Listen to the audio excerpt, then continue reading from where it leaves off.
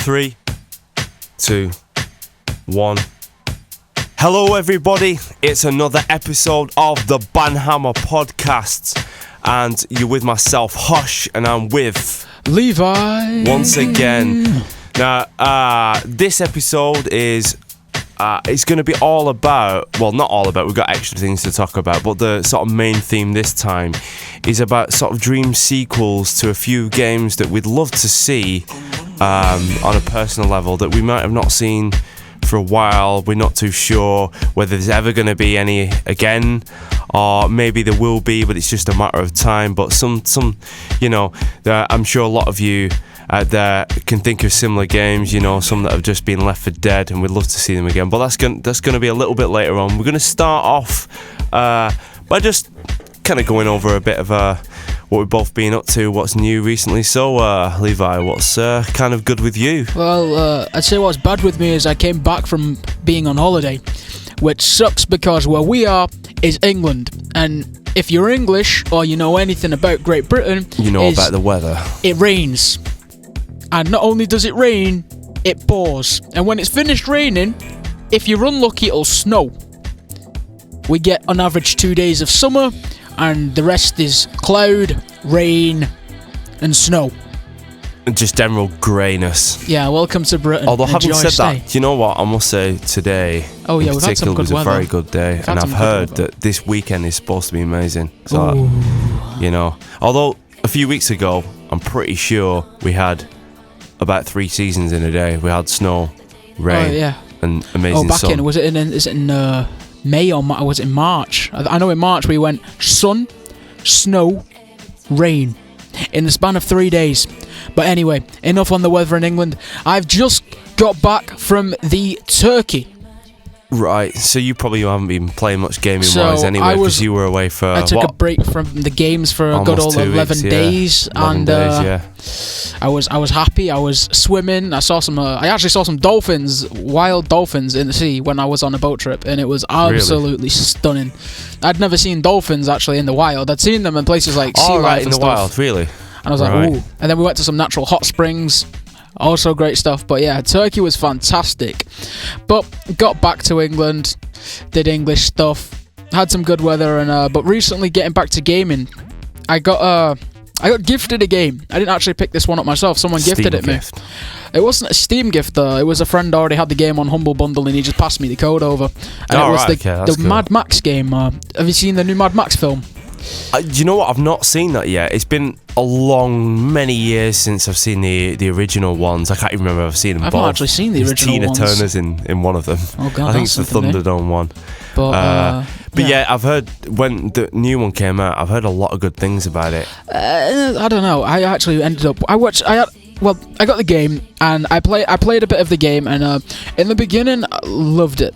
And it was rather interesting, and I've just got up to this point where it's kind of delayed the main story content and given you side quests to do. It's like, do so many of these side quests to drop the threat level in this area, and therefore the main story will continue. It feels like a really cheap way of stalling the game and making the game longer. The big problem of adding padding to a game, and it's crap. Extend the life out of it. Especially when I'm used to JRPGs where there's too much content. Is this something though that you have to do? Is it mandatory? It's mandatory to continue with the main storyline. So yeah, I can understand why that'd be a problem, because I mean it was kind of the issue that I had with Assassin's Creed 3, but it wasn't really an issue because it's only an issue because I make it an issue personally, because I detracted myself from the main missions, the main story, for a long period of time, and I was trying to tidy up all the remainder missions. Yeah. And by doing these side quests, but I'd taken my way for so long, for over a period of months, just going backwards and forwards to it every now and again, and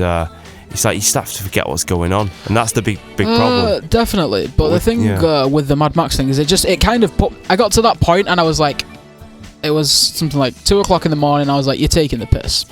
I mean, really, game, why are you doing this to me? I just want to play the main storyline, because I'd not actually seen the film yet. So I thought, screw this. I actually went downstairs and downloaded the film through Sky and watched the film. And I don't really know what to think of it. I'd say watch it once. So you played the game before you watched the film? Yeah, I've not completed the game. I don't even think I'm halfway through. But yeah, I started playing the game and then watched the film. And I liked the film. I think the film was it was all right. It wasn't up there in the top 10 films, and I don't think it will ever get close to that. But I think it's a good film, at least one you should watch.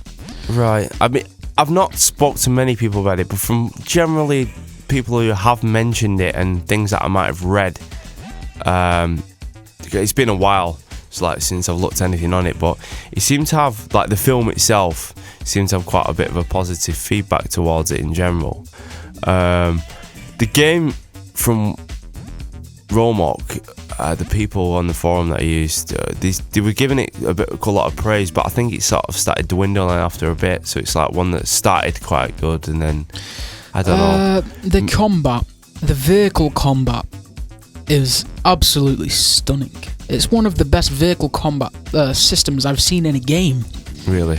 It's beautiful, and I love the whole. It almost feels like guerrilla warfare, because you're not using modern weaponry. You're using bits of junk thrown together from what you can find in this vast post-apocalyptic Australia, and it gives that more personal feel to the game. It's like you're not picking up a weaponry. You've gone and got the parts for it, and then you've gone and got someone to make it. You feel like you've earned it. You've not just gone and bought it or skipped through and just been given it. Really, it feels like it means something. So that's one big plus. The storyline is a bit, well, it's mad, which suits the entire purpose of it. It fits. My only issue is this padding that they've added. It's almost like, right, you've met this person, now go and do all these little things before you can continue. And it's like, well, taking away the sort of you're breaking my immersion. Story. Don't break my immersion. You know, up until that point, is the main story itself, is it something that really sort of flows pretty well and is quite fleshed out? Yeah, it had a flow to it. It felt like you when you was going through the story, everything you did had a point to it. You were doing it for a reason, and it's got to this part where I'm like, why am I doing this? Yeah, I'm not like expect to be sort of the next Mass Effect or anything, but like that is an example of say again with a story, you just get, it's all about the story, but it's got the perfect level of gameplay outside, the perfect level of side quests and things, kind of all balanced out even. I mean, moving on, it's quite interesting because in terms of like the game that I've been playing recently, it's very, very similar to what you've been playing. And that's Rage. Interesting. Oh, Rage! I forgot that I'd picked it up a while ago, and I was looking to get something new from a CEX. You picked it up back with, and I saw Rage, and I was like, "Oh, that's only £2. That's a steal." And then it dawned on me I already had it. It was the one game that I'd left on. Like, I left in the bag somewhere, but I never put it on my shelf, so I was like, oh yeah, I've got that. So I didn't bother buying anything. I just went back home and started that up a few weeks back. And it's also a post-apocalyptic sort of game, shooter kind of thing. I love it. By ID, obviously the guys behind Doom, so it's got a focus on shooting and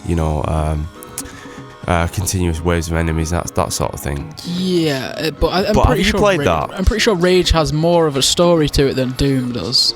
It has a lot more. Oh, Rage tries. This is the problem I have with it. Rage tries putting a story to it, but it doesn't do it successfully.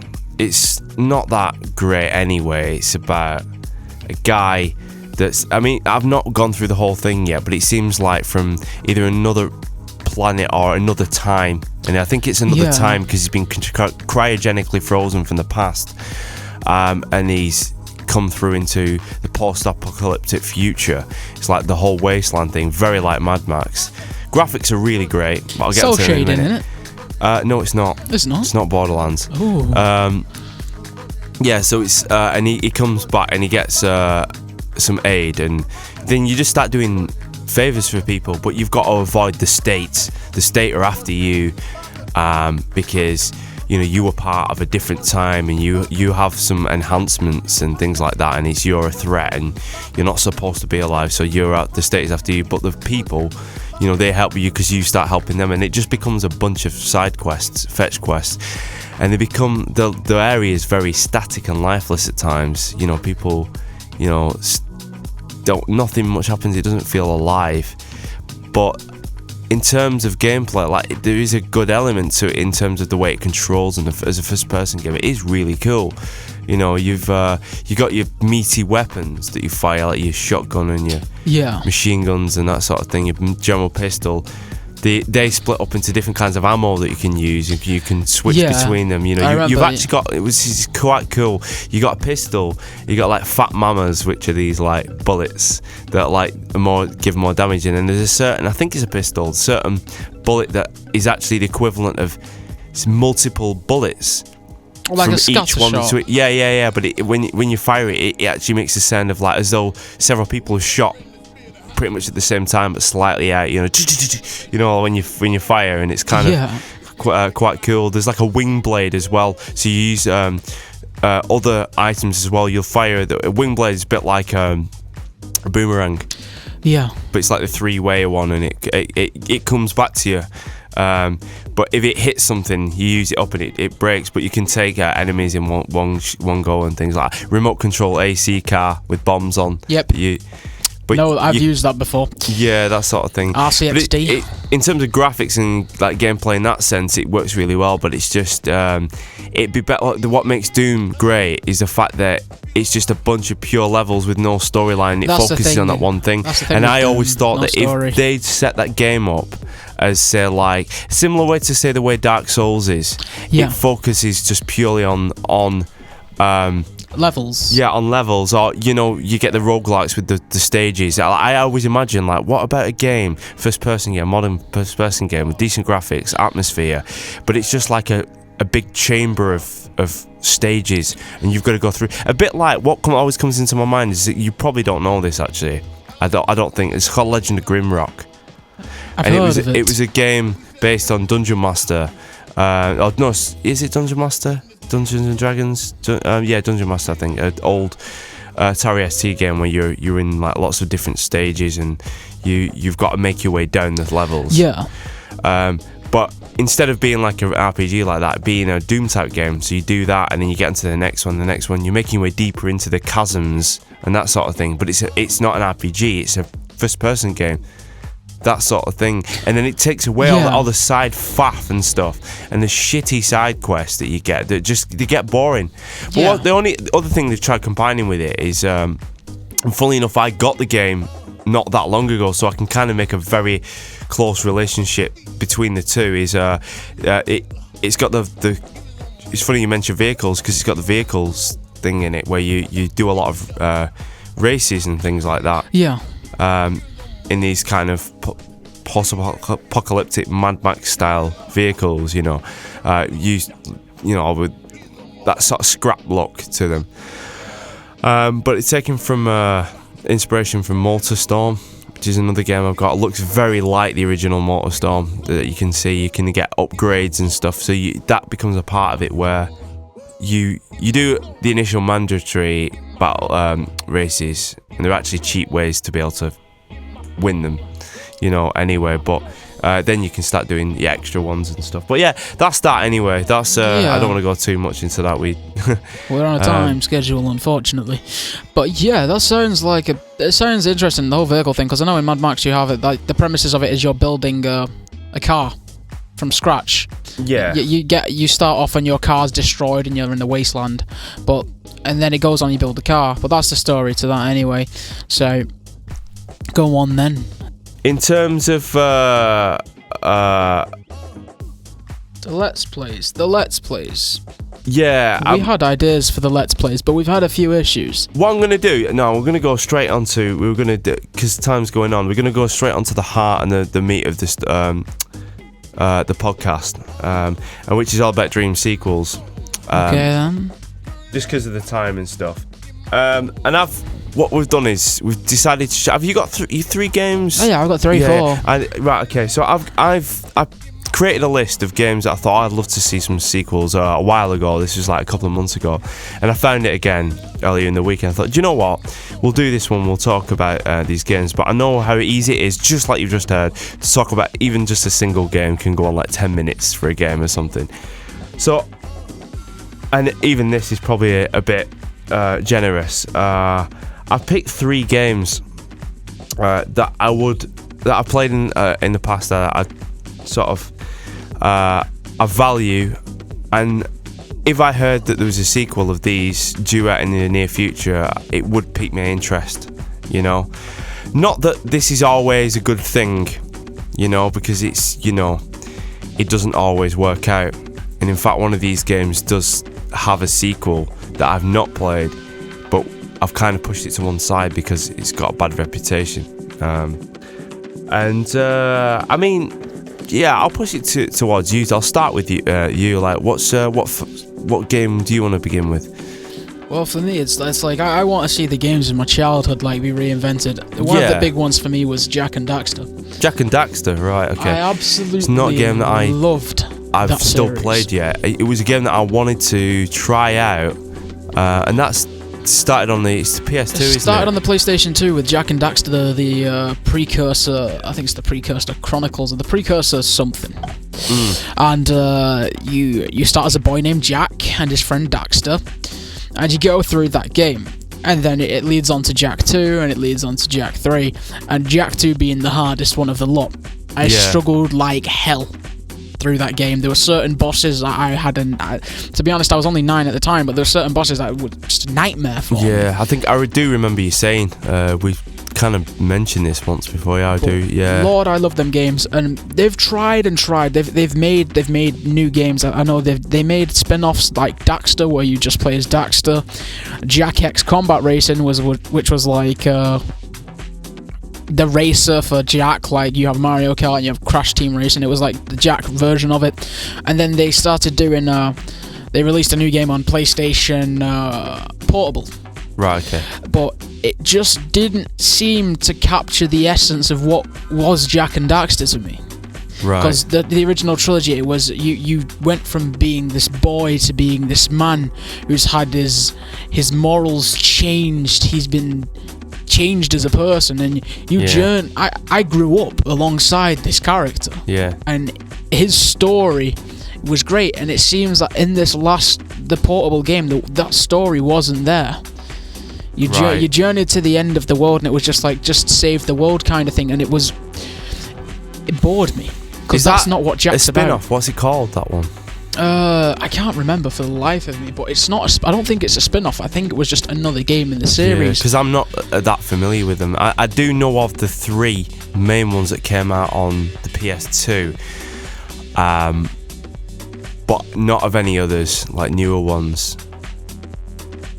And with the first one as well, it had it's the unique thing about it, from what I've heard before, is from people, because again I've not played it, but it had like a single big almost open world, and it didn't have any loading in between. They came up with a brand new mechanic, an innovative mechanic that you didn't really see again since, especially on the PS2, where you go around and it would load up the next area before you got to there, but still allowed you to play the previous area. So it created that seamless, like, immersion, smoothness into the game, from one bit to another. Absolutely beautiful. It's a series I would heavily recommend to anybody who still has a PlayStation 2 and can get hold of them. So there hasn't been any. When's the last time one came out? Was it the PS? It was back when I first got my PlayStation Go. I even realised, and I think that was 2000. What year are we in now? 2016, at least 2012. But I do know that I think they have planned a remaster. Right. Or that they've done a remaster on PlayStation 3. But I know it may be overkill. I'm asking for them to reopen the trilogy. The trilogy had a nice little end to it, and it all linked back together, and it's a done story. But even if it was a spin-off and it was just things that he did in one of them games, just focusing on a certain part, say like focusing on the hoverboard racing or the car racing in Jak 2, and it was the story about that, which I suppose is what they did in Jak X. which was another game I'd say. It was a lot of fun, the story was there. But I really do want just to open that world again. What I'd give, well, here's my arm, take it. But essentially, apart from the three main ones in the series, the last mainline console game was Jak 3. Yeah, Jak 3 was the last one on PlayStation 2, and the rest of them were then on PlayStation Portable, Daxter the spin-off, and the new Jak and Daxter as well. Go on. So that's that. So you tell me, what's your dream sequel? So I'll start off a game that I really, really got into, and it wasn't even back in the day. I played this much later. It was on the Dreamcast, although there are a few versions of this. This is Shadowman. Now, I don't know if you've heard of Shadowman. No, I haven't. Yeah, Shadowman came out on the PS1, the N64, and the Dreamcast, and there's also a PC version, and it's very like Legacy of Kain. I've only played a little bit of that, but like the Soul Reaver series, and I'd say like some influence of the likes of Tomb Raider and that sort of thing. Yeah. So, but instead of like stages, it's like one big sort. Well, yeah, there are areas, different areas that you can go, but you connect to them and you can go backwards and forwards. It's a big, again, that classic term, Metroidvania style game, and it opens up. The more you play it, you go different areas. But that first game was, I played it on the Dreamcast, but I only started really messing around on that like in about 2010 or something like that. So it was only about 5 years ago. Something like that anyway. Late to the party. But it still feels to me like a classic, and I rate that. If I can play a game years later and it feels like a classic, you know, and I have really fond nostalgic memories from not that long ago, then I rate that highly. And it was just everything, the atmosphere. When I first started playing it, you're introduced to Moonlight Sonata, that you can hear, and Jack the Ripper's in it, and it's like this guy. Do you play this? I can't remember. It's this black guy that you control. I can't remember his name. And again, a lot of it's a bit flaky, like in terms of storyline and that, because it's been a bit enough time that I've forgotten things, specifics. But what is it now? You collect souls. I can't even remember why you're doing it, but you kind of die, or you end up going into sort of an outworld, and back into the real world, that sort of thing, and you're collecting souls, and there are lots of different demons and enemies, and when you destroy them, you absorb their souls. I think there's a very similar thing in Legacy of Kain, and the cool thing about it, they had like I said, lots of different areas you could go to. You were focused on finding these serial killers, and there were like 5 main ones or something like that anyway. And it's a while before you even get to any of them when you first start. One of them is actually Jak the Ripper, but you go through them all, and they're all in like very wildly different areas. And I remember that's something I liked about it. I was in this like outworld at the beginning, and it got a bit boring after a while, but then you'd end up in a completely different area, you know, like a rundown building, looking for this guy who's like a Japanese killer, but he's got a sniper, you know. You trying to figure out how to get to him. Eventually you end up fighting down Jak the Ripper's crawling on the ceilings and stuff, and when you get to him, it's like the atmosphere and the music as well. They had an audio system in which was designed to not play the music as normal, but it was a system that would layer all the sound in different ways, that it would be more dynamic. Yeah, you know. You probably have more of that thing these days in games, but back then it was kind of revolutionary. So it would depend on where you are and what you're doing. The layers would change and that, and it would interact with your movements and things like that. And it just created this kind of really intense atmosphere. And there were certain areas, one of my favourites, it was like it was in the asylum somewhere, the inner asylum. There was a certain point, and it was like this really freaky music with like baby noises, and then you'd suddenly hear a drill and some woman screaming for her life, and then weird, and then it's weird like toy box sounds, and then, you know, and it's like odd, but you get it, and it really really work, and with the atmosphere and then there was the one with the what's it called, the Jack the Ripper. He'd be playing Moonlight Sonata, but the notes would be backwards. There's a bit where you actually meet him and the music plays backwards, and it's the most haunting, amazing thing that I've heard. Yeah, I've heard that song used in another famous game, that's Resident Evil 1, when you get to a certain room and you hear Moonlight Sonata. So it was already kind of like a well-known song that I remember from my childhood, and I associate with that game, but it kind of worked really well in this. And it doesn't hold your hand as well. You have no idea where to go, and you really spend a long time trying to work out what to do. And I remember getting frustrated figuring out where to go, but I'd persevere, and eventually I'd suddenly figure something out, and I didn't use a guide or anything, and it really paid off. There were even these like collectibles, these hearts you get, and I remember getting almost all of them in the game, and there's so many of them. Really, really hard to find, but I really rinsed this game, and in the end, when I think back to it, I'm thinking, do you know what, that was a solid game. Everything from the atmosphere and the way it was just built up and stuff. A few weaknesses, like the weapons weren't that great. You know, you felt like you were firing a pea shooter at enemies and stuff, you know. Yeah. But everything else was on par. There is a sequel, but it went by the wayside, and it was on the PS2, and it's got really bad score, and apparently the controls are like first-person controls for an actual platform game, which is a bit strange. Yeah, but I'd love to hear light of news of that. Anyway, yeah. So yeah, back to you. Okay. Number 2 in dream sequels for me goes back to when the PlayStation 3 was originally launched. One of the launch titles for it was Heavenly Sword, a game in which you play as this red-headed woman who ends up with this heavenly sword. And I'm pretty sure you're not supposed to be the one who wields it. There was a prophecy, and it foretells of a man becoming a warrior, and he wields the sword, and he will fight off the person who comes to take over your lands and stuff. But it got to the point where the game introduced me to the PlayStation 3, and it used everything that the PlayStation 3 was designed for. It used the 6-axis motion controls. It used everything. The combat was fluent. It was one of my first beat-em-ups. Loved it to death. It was the whole Asian kind of feel to it. The Oriental kind of feel to it. It was great, and I was just looking at it before. I'm pretty sure a film was released in the US of the game.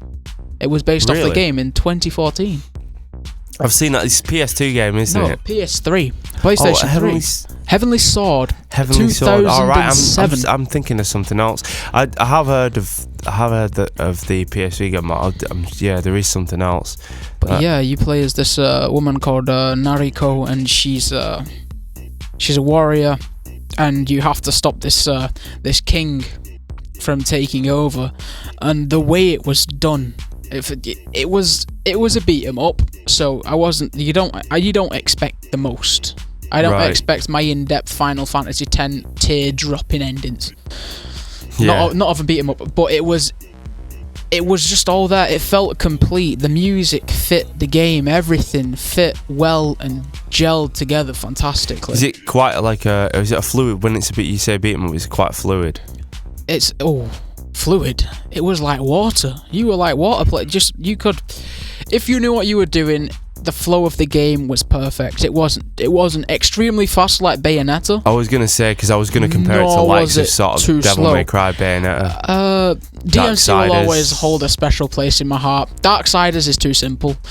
As far as I'm concerned, it was hold this button and you'll knock them up, and it was too simple. But that's still a great game. I love the art style for it though. But Heavenly Sword, it was my introduction to the beat 'em up series. It was before I'd even played Devil May Cry. This was the first beat 'em up.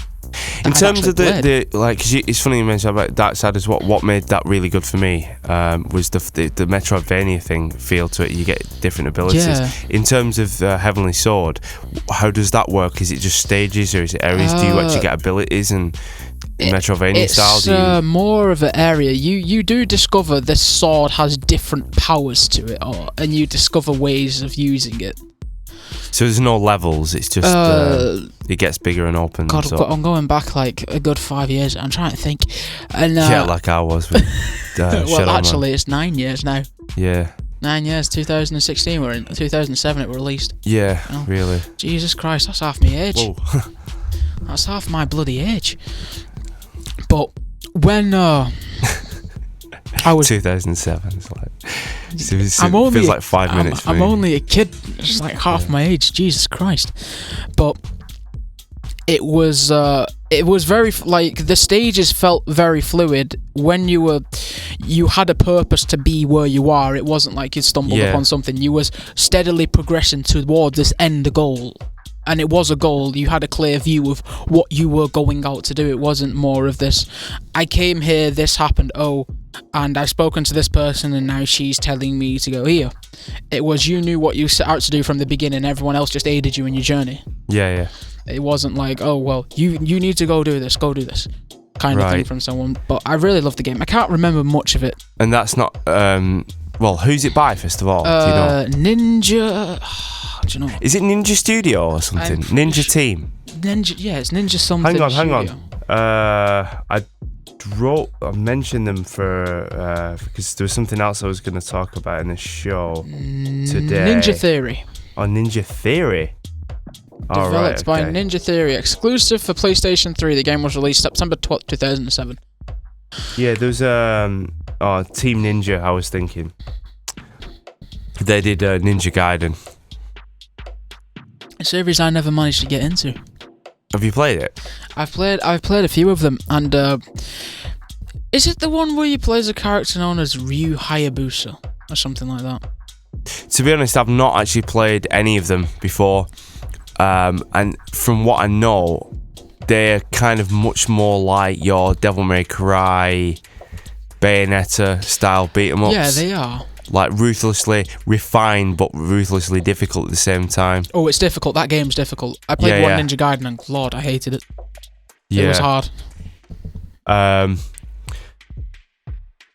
So go on. But yeah, I mean, one thing I'm going to chip in because again, at the time, I think it'd be probably better if we just stick to maybe like 2 games each, and then what we'll do is we'll do maybe not the next one, but like at some point in the future we'll do another one of these and do another couple of games because we've got enough to talk about them. But so there's never been another Heavenly Sword or anything like that. No, it was the only one of its kind. Yeah. It's I kind of find them interesting because when what I find is when you get games and you get so many of them, then they become overkill, like Assassin's Creed. Yes, it really saturates that series, and it brings it down, and you don't look forward to it, and especially when they're coming out at a rate of knots, and Call of Duty. You're finding it difficult to catch up to them, and it affects your connection with that series. I find when there's only a few out, and then you don't hear it for a while, and then you suddenly there's a new one, you kind of like you really. You fall in love with the idea of there's going to be a new one, and there's it adds more weight to it. You don't want to be hearing about the same shit over and over and over again. Time's gone into the project of the game. When a game, it's just how it really marks it and knocks was it announced down. Years back. Square Enix, you listen, you pay attention. Yeah. When a game was announced years back, and years later it's like we are done. E3 comes along. This is our finished product. And it's polished. There's a feeling, and it's so hard to explain. Right, okay, my second and final game choice in this episode, it's going to be a series that I don't know if you know much about. Survival horror series. It came out on the PS2, and it's also on the Wii. And I've not heard any evidence of a sequel, but I did get into. It's called Obscure. Obscure? Yeah. That's an obscure name. It's by, I can't remember the studio. I know it's called Cambridge or something, or I'm not too sure. I've forgotten I've really forgotten the name of the company, but they made this game Obscure originally on the PS2, and it was kind of like interesting because it had you could play it co-op. You'd be on the same screen, but They refined it a bit better in the co-op for the sequel, made it like easier for you to play. But it was the first one's set in a high school, and it turns out that there's some kind of weird things going on. I think like some kind of I think it's to do with plants and things like that, and then it, some weird experiments going on, and I don't want to kind of spoil it too much, but it turns out to be certain people involved in the school are behind it, and there's like weird experiments and mutations going on. It's all, you get all these mutations sort of thing, and you've got several people from the high school, and if one dies, it's permadeath for that or something. And you lose that ability to use that person, and you can switch between the characters. Well, that's good. If one dies, you lose that. It's just like permanent death, and each of them has a different ability. In the first one, they're not as important, the abilities to actually have, from what I remember. You could do with like having them all, but it would make slight differences. But the atmosphere in the first one, I really liked it. I did like it. It had that sort of feel of an old school, a very old school survival horror, like the old Resident Evils or the Alone in the Darks, where it wasn't. I don't think you controlled the camera. No, I think it was. The camera did move in certain screens, but it kept it static. And it's one thing that I've always said, and I still stick by my guns on this, is that it's something that it helps generate this tension and helplessness, and way that the actual director can create themselves, in a way that like it restricts what you can see, but it's kind of done it in such a way that the game is forcing you to look through the eyes of what the developers want you to see, and the first one takes place in a high school, like I said, and you go through that. And what was really interesting about that one is that they hired a school choir, a French choir, to actually do a lot of the vocals and the singing too, and it has this kind of haunting feel, like a bit like, I think it's the I forgot, I don't know, it's like Damien Allman or something like that, the original. You probably won't know it, but the theme tune to that, but I think it is that. I might be getting mixed up, but it had this unique character to it in a way that I've not heard in any other games, because it was children's choir, and it kind of had this chilling effect, and you kind of got into the songs, and they really added that sort of identity to it, a bit like an artist will make a certain style of song, and you can identify that artist. You could do in this track straight away, but the soundtrack just worked really well. It wasn't generic.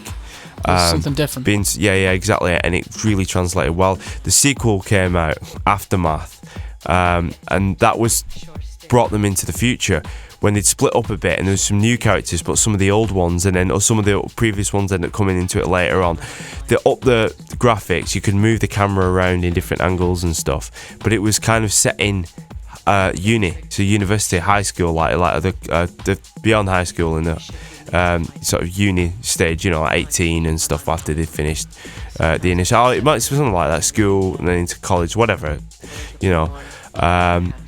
and it does tread back into the original one at times, when I kind of really liked it, and I liked how they wrapped it up. But I'd love to see something new with that, and it's been quite a few years. I think it was about 2008, the last one,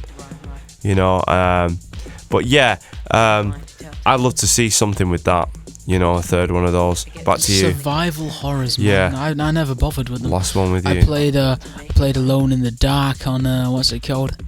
PlayStation 1. I was 8. Alone in the Dark, brilliant game. The one on the PS1. Shitless. That was the first Alone in the Dark game I played on the PS1, and I tell you, I rate that. That's a one to play. It came out on like the Dreamcast as well. I think with a slightly bit better graphics than the PC, but I played the PS1 and it was fine. You could change. You could choose two characters, like a guy or a woman, and you'd play it from their perspective. So there'd be differences, and it was the right balance. You've covered tracks that you've done before, but there was differences, and it kept it alive. They do that sort of thing in the old Resident Evils as well. So Alone. I played it when I was 8, and it scared me to death. Like Jesus. So go on, pick your gig because I know we're running out of time. We've done 2 each, I think. No, you've done one Heavenly Sword. And Jak and Daxter. Oh, yeah. I didn't realise. Get with the game, boy. Right, okay. So we'll leave it on that. Yeah, no, that's good. That's kind of cool. We'll do another one at some point. We'll definitely do another one. Sequels you'd like to see. It's like scenes you'd like to see, except not with an Irish person. So, what I'll mention as well is the whole Elgato debacle that's like sort of been going on, plaguing us currently. Yeah, it's particularly myself because I'm the one that's got it at the moment. I'd started a Let's Play on this weekend that's just gone. I was looking after my friend's flat. I was in there for the week and I had quite a bit of time over the weekend, so I thought, do you know what, I'm going to try something. And a friend of mine came over and not seen for a while, and he wanted me to play a new game that I'd not played, and that was The Evil Within. The Evil Within. Speaking of survival horrors, that was a fresh survival horror that I've not, it's the first time I've played one in quite a while, few years, so it's kind of really fresh to go back to that sort of thing. And this is less about the game. I mean, the game is it seems like a decent game. It's like something that I wouldn't mind checking out this weekend. But I set everything up, and I've mentioned in the past, might have been in the previous show or whatever, about we had the HDCP protection issue on the recording PS3 footage. Had to get a splitter, then it was wrong, then I had to get another splitter. Me and yourself, we tried doing a show, like doing this sort of thing a few weeks ago before you went on holiday. Yeah, we did, didn't we? We had an issue with one of the microphones. We had like a grounding a hum sound, it seemed like that was one of them seemed faulty, but it kind of hit and miss. Sometimes it worked fine and then it wouldn't, but because I'd only just tried it, I thought, well, persevere with it, might have to get another one of those. But on that weekend, the sound card that I've been using was also causing issues. So not only did the microphone, I was having issues with the sound card just glitching up with the sound. It's been happening more and more recently. I've had it for about 9 years now, and we recorded the first show like together. It was kind of like quite long because it was about 2 hours, and then I condensed it down to like about an hour and 15 or something. And bear in mind, really, what I want to do is kind of, for anything that's like Let's Play, like keep the videos between sort of 40 minutes, 30 and 40 minutes, 45 minutes at the most, without definitely not going into the hour or over an hour. Definitely. But this first one, I edited it down and I realised there was so many issues with the audio, and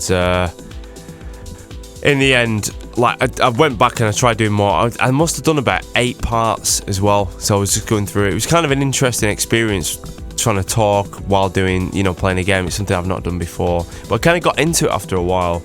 Especially going like with just really atmospheric and stuff, and it's a bit of a shame really because there's some really funny moments, and I'm planning on going back to it if I can, but obviously I needed to fix the audio thing. And what I've done, fortunately, a few days ago, I decided to buy another sound card, and I've already got quite a few, but for various reasons I've not been able to use any of the ones that I've got. And this new one, I've picked up something called a Steinberg UR22 Mark II, which is a brand new little thing, and that's what we're recording through right now. So all this podcast is going through, but this is from the studio, so it's different mics. But I'm going to see what I can do with this Let's Play, and I might go back to that. I've picked up a new game, which I've not mentioned this to you. No, you've not, have you? You can take this out of the cover and have a look at it. Oh, thank you. So I don't have to mention it in advance. And what does that say? Ooh.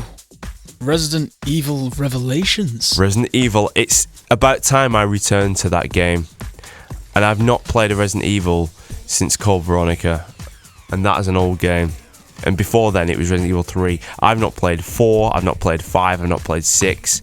I've not played the remake of the first one, 0, Outbreak, and I've certainly not played Revelations 1 and 2. So I've decided to pick up Revelations, and I know that's quite a short game, and I think a pretty good one for Let's Play. So I'm going to do some Let's Plays and stuff, and obviously we're going to do some co-ops as well, that sort of thing. But yeah, it will happen. So more things are going to happen with the recording of the channel itself. More stuff's going to, and what we were going to sort of cover in this show, but didn't really get time to mention it, is the whole E3 thing that's coming up very soon. Yeah, I can't remember the actual date. I've not got it written down when it starts. It's about the 12th or something this month, maybe a bit earlier than that. But E3 is due up, and there's a bunch of games that are due to come out. I had a list of games that were mentioned on, I think it was GameSpot, anticipated, and these are pretty much games that were due, were mentioned last year, and hopefully we're going to get more information this year, as well as a new one, but I'm kind of intrigued to see what's going to happen. I can't see, I don't know about you, Levi, but I cannot see much. I can't see it being as impactful as last year. I think last year was something special. We had so many unexpected announcements, you know. Yeah, last year we had prayers answered in the form of things such as Final Fantasy VII remake, getting a remake, Shenmue 3, which was a crazy one. That, you know. A lot of developers. It felt as if, as consumers, we got through to the big people, the people making the games, and it's like, look, we want this. You know, we want this. We need it. I'll tell you, one game, right? What are you hoping to see information on? Horizon Zero Dawn is my big one that I'm waiting for this year. It's definitely. I saw the trailer and I was like, I agree with you on that one. Yeah. Check. Open world, check. It looked amazing, that. Futuristic dinosaurs / technology robots, check. Sci-fi and fantasy blended well together, check. It ticks everything, pretty much, that I want. I think that came out it got mentioned in either Tokyo Game Show or Paris Gaming Week. It was one of those. Yeah, it was one of them. Yeah. It wasn't last year's E3, it was one of them, definitely, but Lord... Oh my god! You know, for me, so but much. I don't know if this is one that I want. And again, it goes back to the Dream sequels that I really wouldn't mind. Is Final Fantasy 12 HD remaster. Is that the one? I really want that. Vaughn, isn't it? I haven't played it. It's the one in Ivalice, I know that. Oh, in Ivalice with Vaughn, Pinello, Fran, Balthier, Ash, yeah. I've got this. Revenant Wings. Yeah, I've got the original on the PS2, but I refuse to play it because I know it's inevitable, or I hope it is, I believe myself, that 12 is going to come out. I did once read on a website about 6 months ago that it seemed likely that it was going to happen, but it's been in the dark. But the thing is, 10 came out about a year ago, and that came up with 10 and 10.2 remaster. It makes sense to bring out 12 because there's a focus on 15, 7, and the remaster is a game that can easily be put into a remastered. It makes sense, like I said, because of 10 and 10.2. And if I was to play it for the first time, I'd rather hold out and play this. The only downside, I have not got a PS4 yet, so I need to step up my game. You're doing yourself an injustice not playing that game. Well, it's good because I'll enjoy it when I eventually get to it. You know, for your sake, I hope it gets a remaster. Yeah. For your sake, do you know what? Definitely. We're going to have to seriously go because we're running out of time. So we're not at my house or anywhere. We're in the studio, and the studio we've got to get out because the security guy probably thinks we've gone home. I'm really going to have to. We're going to have to go. We're going to have to shoot. So it's going to be a quick one. So it's going to be me, Levi, and my good friend here, Harsh, signing out for the night. See you lads and lasses later. Whatever that means. See ya. Bye. Cheerio. Toodle. Pip.